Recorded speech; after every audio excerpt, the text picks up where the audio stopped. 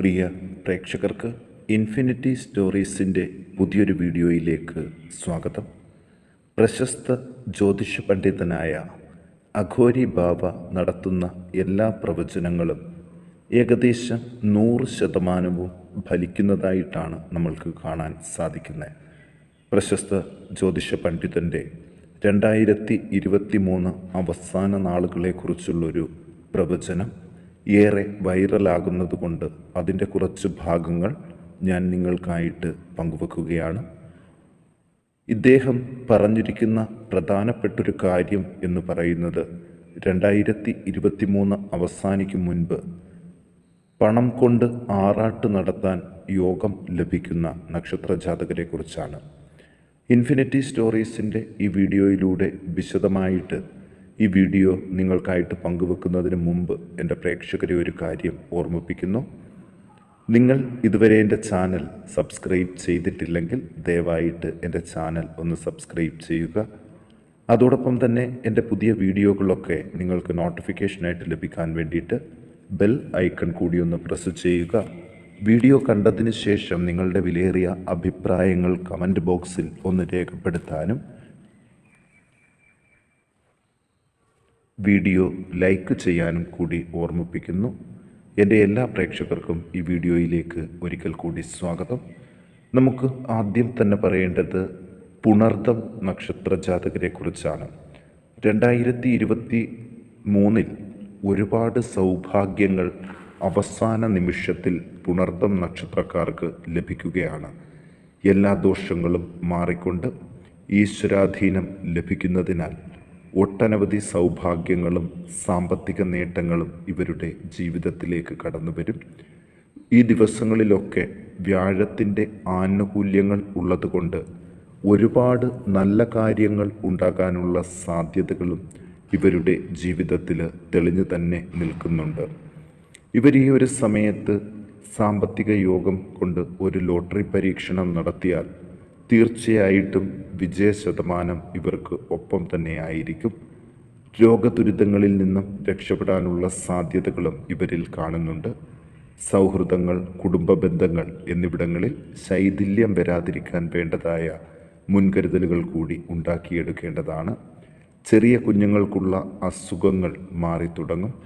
ഒരു തരത്തിലും ഇവർ ഭയപ്പെടേണ്ടതില്ല.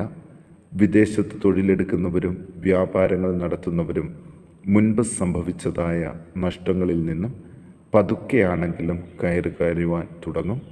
തൊഴിൽ അന്വേഷകർക്കും അഭ്യസ്ത വിദ്യർക്കും ശുഭകാര്യങ്ങൾ കൂടി സംഭവിക്കുന്ന ദിവസങ്ങളാണ് വരുന്നത്.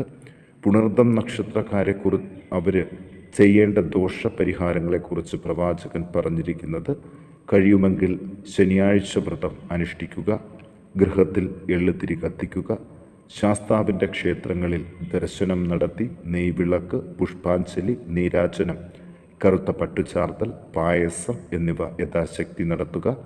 ജന്മനാളുകളിൽ ശിവക്ഷേത്രത്തിൽ ആയുസൂക്തം, പുഷ്പാഞ്ജലി, ശംഖാഭിഷേകം, വിളക്ക് എന്നിവ നടത്തുന്നതും പുണർദം നക്ഷത്രക്കാർക്ക് ഏറെ ഗുണം ചെയ്യും. ഇനി മകം നക്ഷത്രക്കാരെക്കുറിച്ച് ഉള്ളൊരു പ്രവചനം നോക്കാം. കർമ്മസംബന്ധമായിട്ട് വരും ദിവസങ്ങളിൽ നല്ല നേട്ടങ്ങൾ ഇവർക്ക് ലഭിക്കാൻ പോകുകയാണ്. പാരിതോഷികങ്ങൾ അപ്രതീക്ഷിതമായിട്ട് ഇവർക്ക് ലഭിക്കും.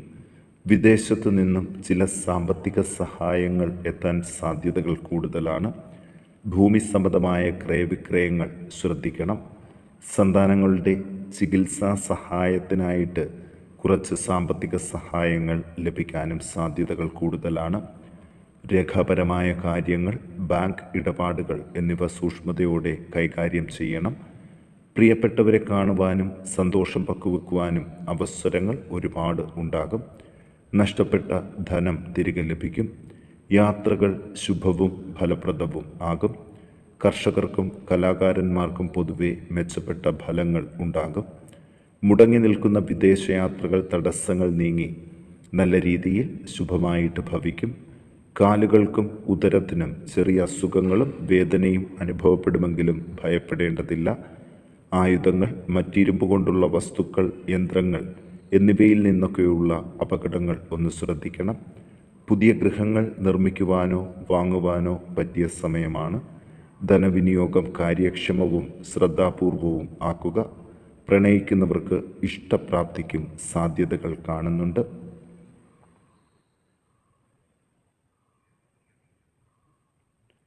ഇനി നമുക്ക് ഉത്രം നക്ഷത്രക്കാരെക്കുറിച്ച് നോക്കാം. ഇവരുടെ ജീവിതത്തിൽ ഏറ്റവും കൂടുതൽ ഈശ്വരാധീനം ലഭിക്കാൻ പോകുന്ന ദിവസങ്ങളാണ് ഡിസംബർ മാസം. ഇനിയുള്ള ദിവസങ്ങൾ കാര്യങ്ങൾ എല്ലാം പ്രതീക്ഷയ്ക്കൊത്ത് നടന്നു കിട്ടും. അത് മനസ്സിലാക്കിക്കൊണ്ട് തന്നെ സമയബന്ധിതമായിട്ട് എല്ലാ കാര്യങ്ങളും നടപ്പാക്കുന്നതിനുള്ള മുന്നൊരുക്കങ്ങൾ നടത്തുന്നത് നല്ലതാണ്.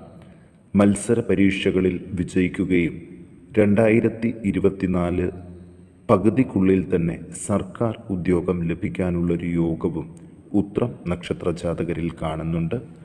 തൊഴിൽ അന്വേഷണങ്ങളിലും മനസ്സംതൃപ്തി വർദ്ധിക്കും. സ്വർണ്ണാഭരണങ്ങൾ ലഭിക്കുവാനും നഷ്ടപ്പെട്ടവ തിരികെ വരുന്നതിനുമുള്ള വഴികൾ തുറക്കുന്നതും കാണുവാൻ ഇനിയുള്ള ദിവസങ്ങളിൽ സാധിക്കും. കുഞ്ഞുങ്ങളിൽ രോഗങ്ങളും മറ്റ് ശാരീരികവും മാനസികവുമായ വൈഷമ്യങ്ങൾ മൂലം ബുദ്ധിമുട്ടിക്കൊണ്ടിരുന്ന മാതാപിതാക്കൾക്ക് ഇതിൽ നിന്ന് ഒരു മോചനം ഉണ്ടാകും. വാഹനങ്ങൾ, നാൽക്കാലികൾ എന്നിവയെ വളരെ ശ്രദ്ധയോടുകൂടി തന്നെ നോക്കേണ്ട സമയമാണ്. ഉത്രം നക്ഷത്ര ജാതകർ ദോഷപരിഹാരങ്ങൾക്ക് നിത്യേന നാമജപം നടത്തേണ്ടതാണ്. രാമനാമം, പഞ്ചാക്ഷരി മന്ത്രം എന്നിവ ജപിച്ച് ശിവഭഗവാനെയും ശ്രീരാമസ്വാമിയെയും പ്രീതിപ്പെടുത്തുന്നത് വേഗം തന്നെ ഇവർക്ക് ദോഷശാന്തി നൽകുന്നതായിരിക്കും. ഇനി നമുക്ക് നോക്കാം വിശാഖം നക്ഷത്ര ജാതകരെക്കുറിച്ച്.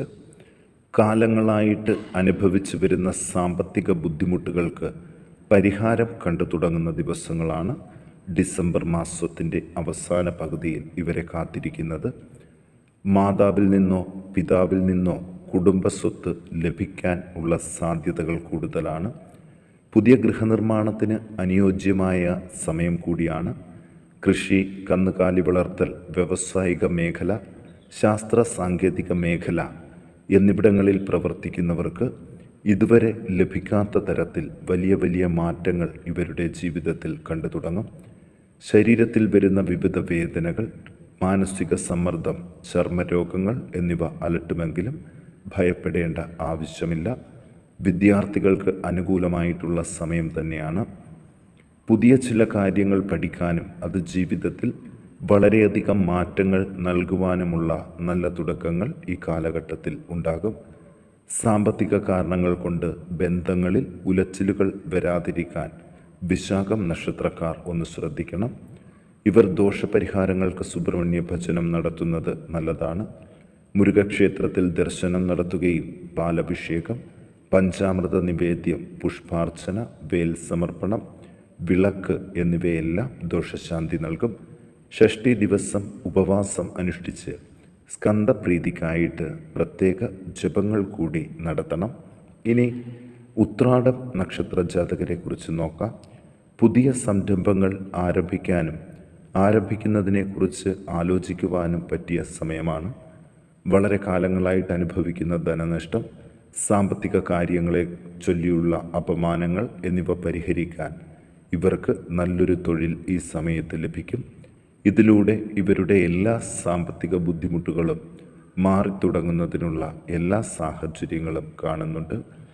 ഫലം ചെയ്യുകയില്ല എന്ന് കരുതി ചെയ്തിരുന്ന പ്രവൃത്തികൾക്ക് ഇരട്ടി ഭാഗ്യഫലങ്ങൾ ലഭിക്കാൻ സാധ്യതകളും കൂടുതലാണ്.